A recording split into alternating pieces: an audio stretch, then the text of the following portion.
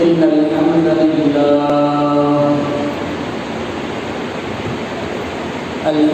لله نحمده ونستعينه ونستغفره ونؤمن به ونتوكل عليه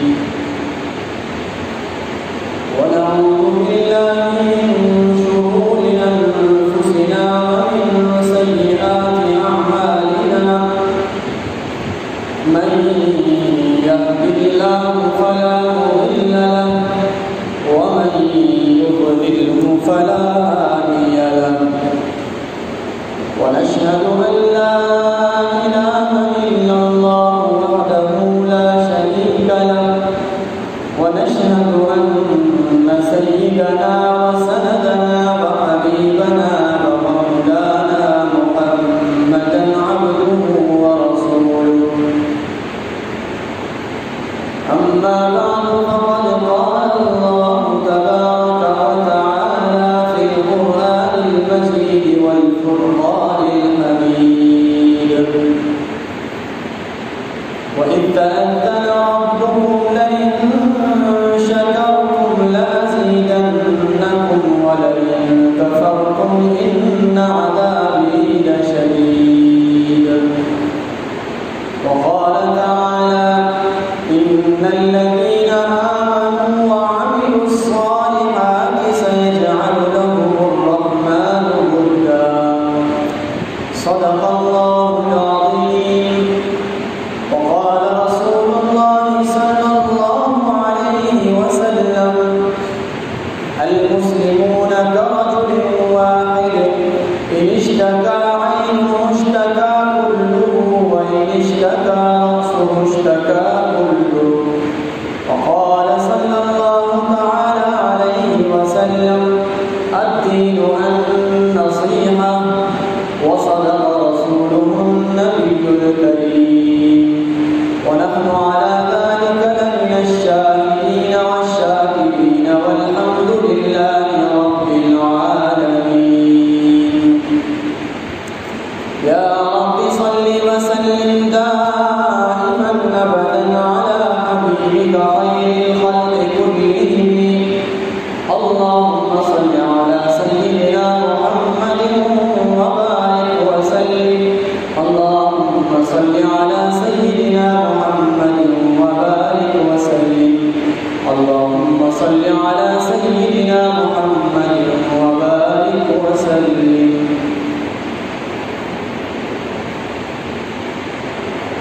इंतहाई वाजिबुल एहतराम काबिल तकरीम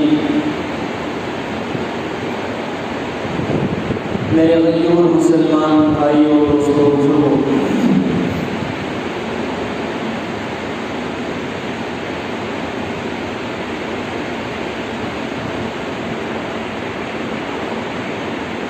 दुनिया में अल्लाह रब्बुल इज़्ज़त ने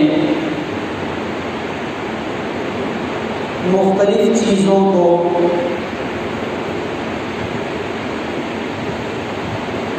जोड़ने के लिए किसी तीसरी चीज़ का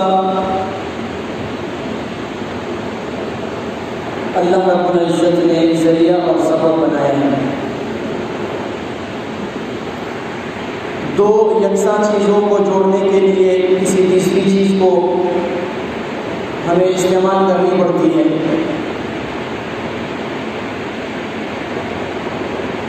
जैसे कागज़ के दो टुकड़े हों तो उन दोनों टुकड़ों को मिलाने के लिए हमें ग्लू का इस्तेमाल करना पड़ता है।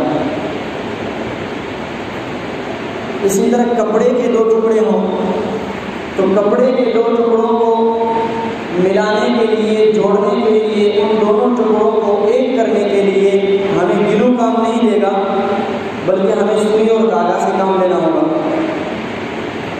इसी तरह लकड़ी के दो टुकड़े हों उन दोनों को आपस में जोड़ने के लिए उन दोनों का रिश्ता आपस में जोड़ने के लिए हमें तीसरी चीज़ की ज़रूरत होगी और वो है कील। जब उसमें हम कील ठोक देंगे तो खुद ब खुद वो एक हो जाएंगे।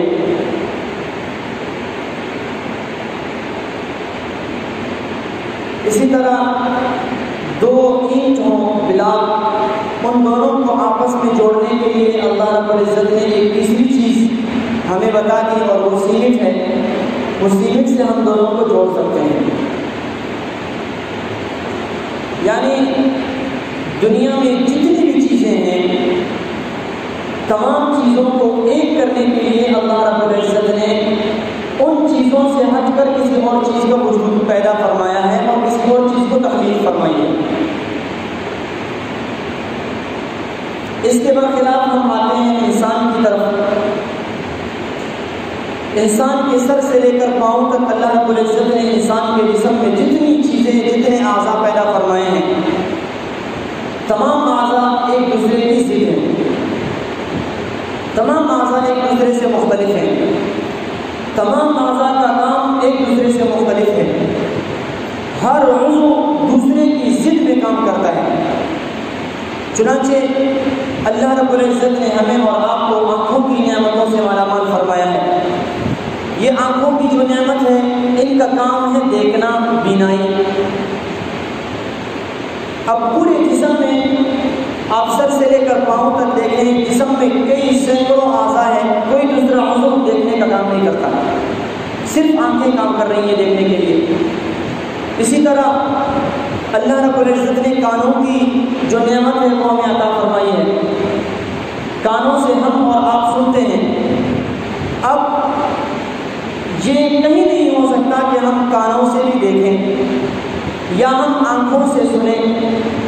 اسی طرح اللہ رب العزت نے زبان دی ہے گویائی کے لیے، چکھنے کے لیے، کسی چیز کے ذائقے کو محسوس کرنے کے لیے. یہ ایک گوشت کا لوکڑا ہے، ایک گوشت کا ٹکڑا ہے. اس کے اوپر آپ کوئی بھی چیز رکھ دیں فوراً یہ بتا دے گی کہ اس کا ذائقہ کیسا ہے، یہ کھٹا ہے، میٹھا ہے، یہ اس کے ذائقے میں کیا کیا چیزیں شامل ہیں اور یہ کیا چیز ہے. اب یہ تو نہیں ہو سکتا کہ یہ زبان دیکھنے کا کام کرے یا آنکھیں چکھنے کا کام کرے. غرض ان تمام اعضاء کا سر سے لے کر پاؤں تک تمام اعضاء کا ایک دوسرے سے مختلف ہونا اور ایک دوسرے کی ضد ہونا یہ ہم سب کو ہوتا ہے. ہاتھوں کا کام ہے کسی چیز کو پکڑنا. اب ہاتھوں کے علاوہ جسم کے کسی حصے سے ہم کسی چیز کو پکڑ نہیں سکتے مضبوطی کے ساتھ. پاؤں کا کام ہے چلنا. اب پاؤں کے علاوہ جسم کے کسی عضو سے ہم چل نہیں سکتے. لیکن کیا وجہ ہے؟ ہر ایک کا کام مختلف ہے. آنکھوں کا کام مختلف ہے، کانوں کا کام مختلف ہے، زبان اپنی حیثیت سے کام کر رہی ہے اور دماغ اپنے حساب سے کام کر رہا ہے. معدہ، دل، جگر، گردہ، ٹانگیں، ہاتھ، یہ ساری کی ساری چیزیں اپنے اپنے حساب سے، اپنے اپنے رول کے حساب سے اور اپنی ترتیب کے مطابق کام کر رہے ہیں. لیکن آخر کیا وجہ ہے کہ اگر چوٹ پاؤں میں لگتی ہے تو آنسو آنکھوں سے نکلتے ہیں؟ وجہ کیا ہے؟ سر میں درد ہوتا ہے، ہاتھ فوراً بڑھتے ہیں، سر کو پکڑتے ہیں، آنکھیں خود بخود ڈگمگا جاتی ہیں، زبان سے سر کے درد کی کیفیت کو بیان کرنا شروع کیا جاتا ہے، کانوں سے صرف انہی چیزوں کو محسوس کیا جاتا ہے کہ جن کی وجہ سے سر کی تکلیف کم ہو. یعنی سر درد میں مبتلا ہے، سر اپنی تکلیف میں مبتلا ہے اور اس تکلیف میں پاؤں سے لے کر سر تک جسم کے تمام اعضاء سر کے ساتھ برابر کے شریک ہیں. کیا وجہ ہے؟ حالانکہ کام بھی مختلف ہے، ہر ایک ایک دوسرے کی ضد میں کام کر رہا ہے، لیکن اس کے باوجود یہ تمام کے تمام اعضاء کسی ایک تکلیف میں، کسی ایک عضو کی تکلیف میں سب اس کے ساتھ شریک ہیں. آخر ان کے درمیان ایسی کون سی چیز ہے کہ جس نے ان کا تعلق اس قدر مضبوط کیا ہوا ہے؟ 21 گرام وزن ہے جسے ہم روح کہتے ہیں. یہ روح انسان کے جب تک جسم میں ہے اس وقت تک انسان کے تمام اعضاء ایک دوسرے کے ساتھ تعلق کو مضبوط کیے ہوئے ہیں۔ جب تک انسان زندہ ہے نا، ہاتھ میں تکلیف ہوگی، جسم کے تمام اعضاء ہاتھ میں تکلیف میں برابر کے شریک ہیں۔ سر میں تکلیف ہوگی، جسم کے تمام اعضاء اس تکلیف میں برابر کے شریک ہیں۔ یہ جب تک انسان کے جسم میں روح ہے اس وقت تک یہ حالت ہے، لیکن جو ہی انسان کے جسم سے روح نکل جائے، انسان جیسے مر جائے، اس کا انتقال ہو جائے، تو اس کے بعد انسان کا ہاتھ پکڑ کر بھی اگر کاٹا جائے تو اسے تکلیف نہیں ہوگی، انسان کی زبان کھینچ کر نکال لی جائے تکلیف نہیں ہوگی۔ کیوں؟ اس لیے کہ جس چیز نے ان تکلیفوں کا، ان اعضاء کا آپس میں تعلق جوڑ کے رکھا ہوا تھا، وہ چیز آج جسم سے نکل چکی ہے۔ اسی طرح ہم دیکھیں، ایک گھر کو دیکھیں، ایک گھر میں باپ، ماں، بہن، بھائی، بیٹا، بیٹی، ان تمام سے ایک فیملی بنتی ہے۔ اس فیملی کے اندر باپ کے ذمے جو کام ہے وہ ماں نہیں کر سکتی، ماں کے ذمے جو کام ہے وہ باپ نہیں کر سکتا، بیٹے کے ذمے جو کام ہے وہ بیٹی نہیں کر سکتی، بیٹی کے ذمے جو کام ہے وہ بیٹا نہیں کر سکتا، تمام ایک دوسرے کی ضد ہیں۔ لیکن فیملی برقرار ہوگا اس وقت کہ جب اس فیملی کے ارد گرد اور اس فیملی کے اندر ان کے تعلق کو مضبوط کرنے کے لیے دین موجود ہو۔ جب زندگی میں دین ہو تو خود بخود باپ کو اس کا درجہ مل جائے گا، بیٹا اپنے مقام پر کھڑا ہوگا، بیٹی کو اس کا درجہ ملے گا، اور ماں اپنی عظمت اور مرتبے میں اپنی مقام اور شان کے حساب سے کھڑی ہوگی۔ لیکن جو ہی یہ دین اس گھر سے، اس فیملی سے اللہ نہ کرے رخصت ہو جائے تو پھر کیا ہوگا؟ پھر حیوانیت اس فیملی میں داخل ہوگی۔ ماں نہیں رہے گی، باپ نہیں رہے گا، بیٹا نہیں، بیٹی نہیں، کوئی تمیز نہیں رہے گی، سکون اور اطمینان زندگی سے نکل جائے گا، رشتے ٹوٹ کر بکھر جائیں گے، آفتیں، مصیبتیں گھروں پر نازل ہونا شروع ہو جائیں گی، اور حالات ایسے ہو جائیں گے کہ انسان پنکھوں سے لٹک کر مرنے لگیں گے۔ کیا ہوگا؟ صرف اور صرف دین نکلنے کی نحوست ہوگی۔ جب یہ دین انسان کی زندگی سے نکل چکا ہو تو پھر میرے عزیزوں اس وقت انسان کی کیفیت کچھ ایسی ہوگی کہ کوئی خودکشی کر رہا ہوگا، کوئی نشے کی گولیاں کھا رہا ہوگا، اور دنیا کی ترقی میں، اس رنگینی میں آپ جہاں دیکھیں دنیا آسمان تک پہنچ چکی ہے، لیکن اس کے باوجود ہسپتالوں میں مرنے کے لیے جو انجیکشن لگائے جاتے ہیں کہ ہمیں انجیکشن لگا کر مار دو، اس کے لیے 2 مہینے پہلے ٹائم لینا پڑے گا۔ اور ہیں آج کل یورپ کے ممالک میں، پوری دنیا میں آپ سرچ کریں، سب سے زیادہ ترقی یافتہ جو ملک ہے اس میں باقاعدہ سب سے زیادہ خودکشیوں کی شرح اموات زیادہ ہے، حالانکہ ترقی یافتہ ہے۔ آج ہمارے ملک میں ہم سوچتے ہیں کہ ہم نے ایک کام کرنا ہے، ایک روڈ بنانا ہے، ایک سڑک بنانی ہے، اس کے لیے فنڈنگ کہاں سے کریں، اس کے لیے فنڈ کہاں سے لیں گے؟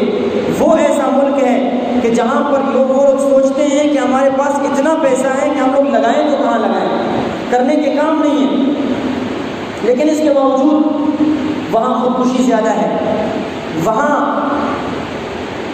تکلیف زیادہ ہے، بے سکونی زیادہ ہے، بے چینی زیادہ ہے، اضطراب کی کیفیت ہے۔ کیوں؟ اس لیے کہ جس چیز نے سکون دینا ہے وہ چیز نہیں ہے ان کے پاس۔ سکون دینے والی ذات اللہ کی ہے، جب اللہ سے رشتہ ٹوٹ جائے تو پھر سکون کہاں ملے گا میرے عزیزوں؟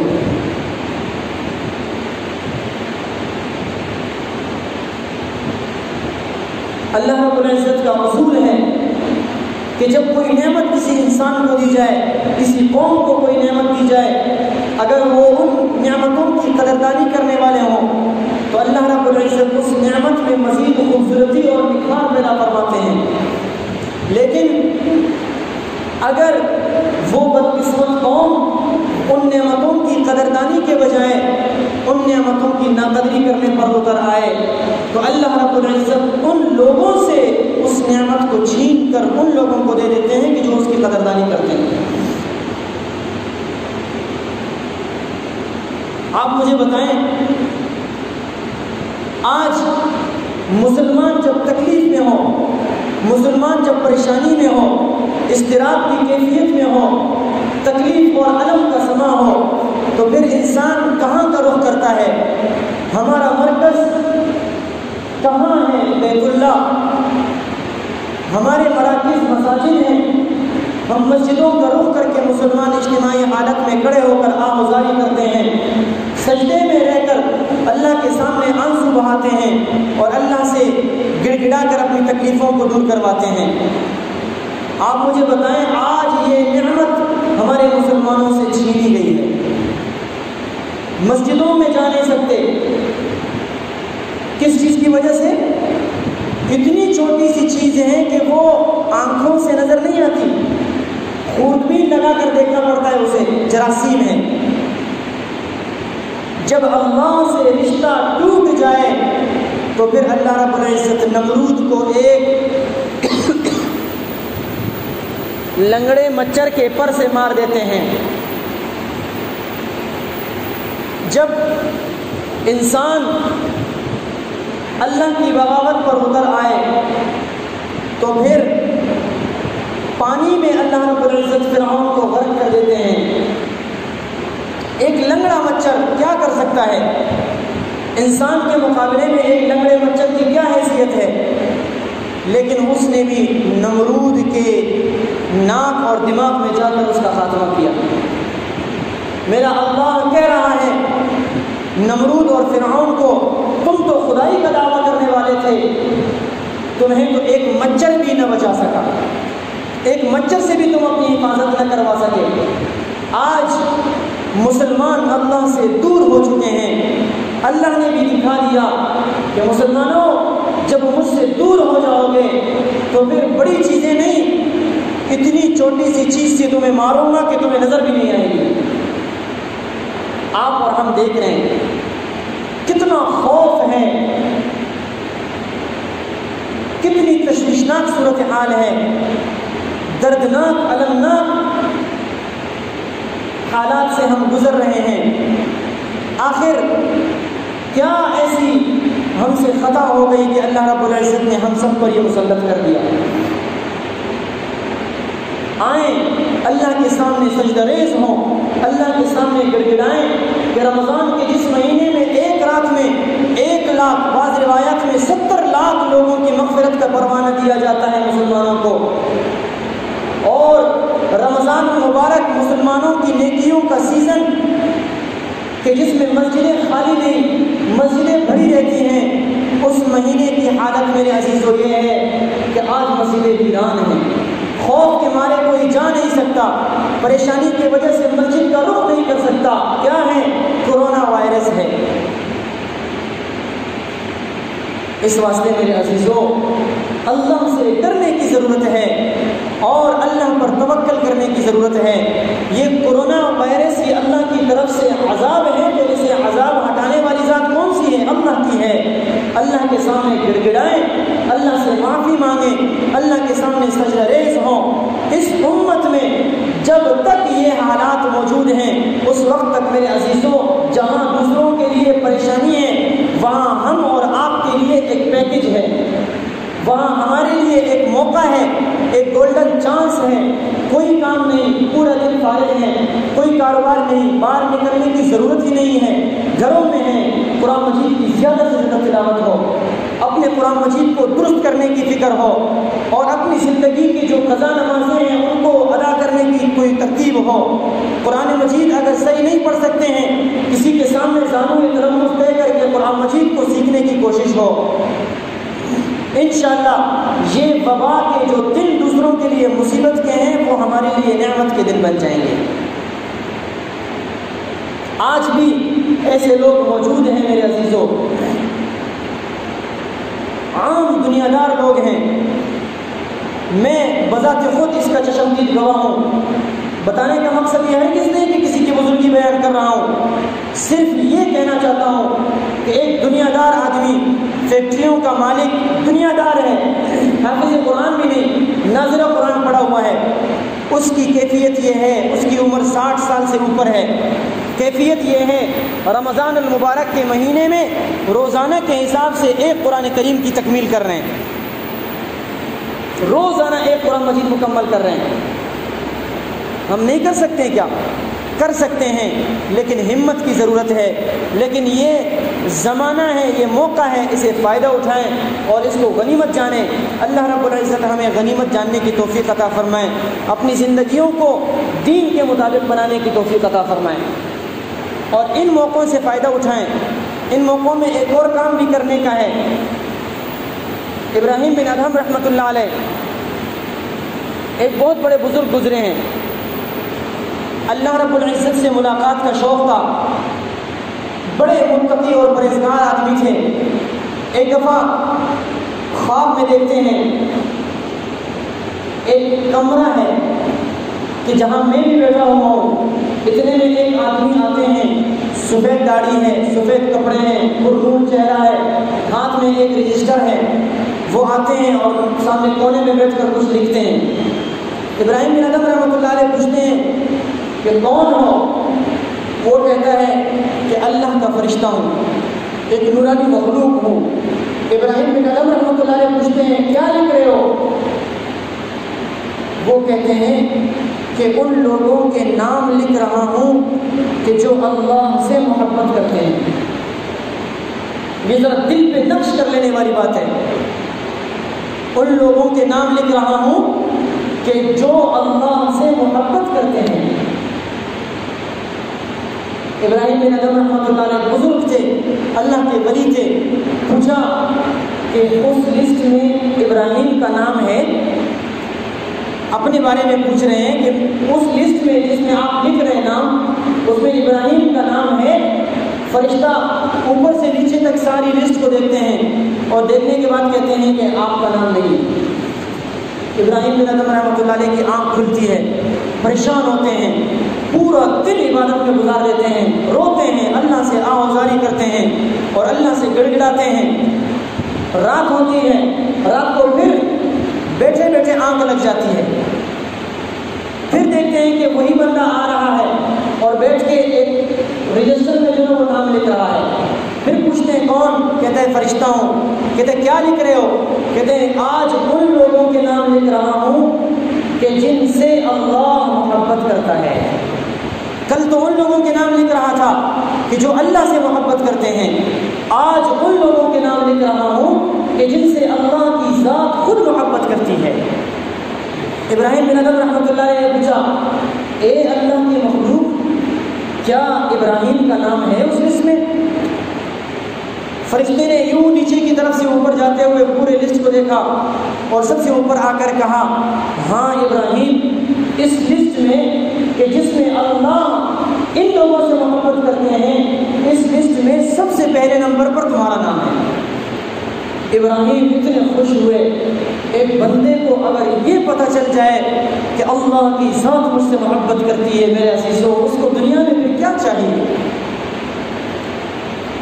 کسی نے پوچھا کہ اللہ نے اتنا بڑا اعزاز آپ کو عطا فرمایا کہ اللہ آپ سے خود محبت کرتے ہیں، وجہ کیا ہے؟ تو ابراہیم بن ادہم رحمۃ اللہ علیہ نے فرمایا احب الخلق الی اللہ عیالہ، کہ اللہ کے نزدیک دنیا میں سب سے زیادہ پسندیدہ لوگ، سب سے زیادہ پسندیدہ جو مخلوق ہیں وہ اللہ کے اپنے گھر والے ہیں، اللہ کے اپنے عیال ہیں، جنہیں اللہ نے بنایا وہ اللہ کی مخلوق، وہ اللہ والے ہیں. اللہ والے مطلب اللہ نے انہیں بنایا. اور اللہ کے نزدیک سب سے زیادہ محبوب ترین بندہ وہ ہے کہ جو اللہ کے گھر والوں کے ساتھ، یعنی اللہ کی مخلوق کے ساتھ اچھا کرے، بھلائی کرے، نیکی کرے. غریب ہے اس کی مدد کرے، دیندار ہے اس سے محبت کرے، کمتر ہے اس پر شفقت کرے، اعلیٰ ہے اس سے محبت کر کے اس کا ادب کرے، تعلیم یافتہ ہے اس کے تعلیم سے فائدہ اٹھائے، کسی کے لیے بھی دل میں نفرت نہ ہو بلکہ محبتیں ہی محبتیں ہوں۔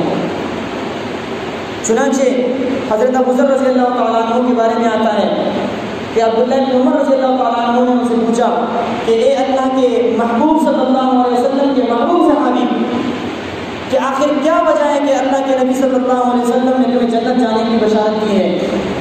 تو فرمانے لگے اور تو کوئی وجہ نہیں ہے، صرف ایک وجہ جو مجھے سمجھ میں آتی ہے وہ یہ ہے کہ رات کو سونے سے پہلے میں اللہ کی تمام مخلوق کے لیے دعا کر کے سوتا ہوں اور تمام مخلوق کو معاف کر کے سوتا ہوں۔